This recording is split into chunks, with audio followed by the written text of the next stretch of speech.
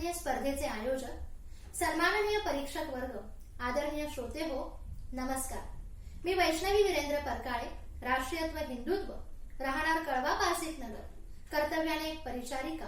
आज भारतरत्न स्वातंत्र्यवीर विनायक दामोदर सावरकर यांची जयंती आणि या स्पर्धेच्या निमित्ताने सावरकरांचे हिंदुत्व या विषयावर माझे काही विचार मांडण्याचा प्रयत्न करणार आहे.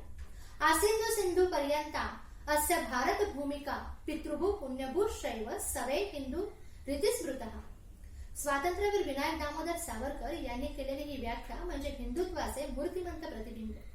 या व्याख्येचा अर्थ असा की या सप्त सिंधूच्या उगमापासून तेही सप्त सिंधू सिंध महासागराला जिथे मिळते तिच्या प्रत्येक खोऱ्यात झालेला मानवाचा विकास, घडलेला इतिहास, बनत गेलेली संस्कृती आणि होत गेलेले संस्कार म्हणजे सिंधुत्व हेच आजचे हिंदुत्व होय. संस्कृत भाषेतील काही शब्द प्राकृत भाषेत परावर्तित होत असताना त्यांचा अपभ्रंश होतो. येथे सप्त सिंधूंचे हप्त हिंदू झाले, सिंधुस्थानाचे हिंदुस्थान झाले, सिंधूंचे हिंदूस झाले आणि सिंधुत्वाचे झाले ते हिंदुत्व. स्वातंत्र्यवीर विनायक दामोदर सावरकर येथे म्हणतात की तो प्रत्येक मनुष्य हिंदू होय जो या सप्त सिंधू पासून सागरापर्यंत पसरलेल्या या देशाला आपली पितृभूमी मानतो. जी जाती आक्रमण करीत करीत आणि विस्तार पावत जे जे अंतर्भूत झाले ते पसवीत आणि जे जे पसविले त्यास महनीय स्वरूप देत सर्वांती संपूर्ण जगात हिंदू जाती म्हणून प्रसिद्ध झाली आणि जिच्या उत्पत्तीचा धागा हा वेदकालीन सप्त सिंधूशी जोडला गेला आहे अशा जातीचे रक्त ज्यांच्या अंगात खेळत आहे. संस्कृत भाषेची आविष्कृत केली गेली जे एक इतिहास, एक वाङ्मय, एक कला, एक शिल्पशास्त्र, एक विधी विधान, एक धर्मशास्त्र, एक आचार आणि संस्कार, एक क्रियाकर्मे आणि एक विधी नियम, समान संस्कृती आणि समान उत्सव, समान यात्रा यांच्या संयुक्तपणे जी बनवली गेली आणि सुसंस्कृत अशी संस्कृती जो आपली मानतो. आणि इतकेच नव्हे तर या भारत भूमीला म्हणजे या सिंधुस्थानाला जो आपली पुण्यभूमी समजतो तो प्रत्येक व्यक्ती म्हणजे हिंदू होय. स्वातंत्र्यवीर विनायक दामोदर सावरकर यांनी केलेली ही हिंदुत्वाची प्रगल्भ आणि सर्वसमावेशक व्याख्या अभ्यासली असता आदरणीय पु ल देशपांडे जे म्हणायचे की स्वातंत्र्यवीर सावरकरांचा प्रत्येक शब्द म्हणजे मंत्र होय याची येथे प्रचिती येते. आम्ही मात्र हिंदुत्व आणि हिंदू धर्म यातील फरकच विसरतो. हिंदू धर्म हा हिंदुत्वाचा केवळ एक अंश आहे. स्वातंत्र्यवीर सावरकर नेहमी म्हणायचे की या हिंदुस्थानात जन्मलेला प्रत्येक मनुष्य हा हिंदूच आहे.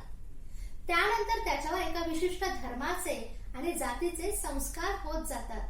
मग त्याचा एक धर्म आणि जात बनते परंतु अखंड राहते हे त्याचे हिंदुत्व. स्वातंत्र्यवीर विनायक दामोदर सावरकर यांचे हे हिंदुत्व केवळ त्यांच्या लेखणीतच नाही, त्यांच्या साहित्यातच नाही तर त्यांच्या संपूर्ण आयुष्यात पाहायला मिळते.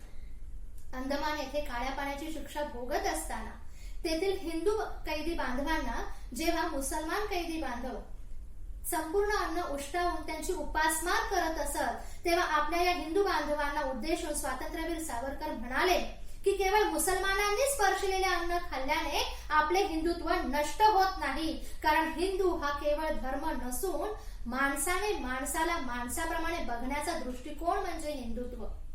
माणसाने माणसाप्रमाणे जगण्याची आणि जगू देण्याची संस्कृती म्हणजे हिंदुत्व आणि हे हिंदुत्व कोणीही आपल्यापासून हिरावून घेऊ शकत नाही. जोपर्यंत सप्तसिंधू वाहते आहे तोपर्यंत आम्ही हिंदू आणि आमचे हिंदुत्व हे कायम राहणार.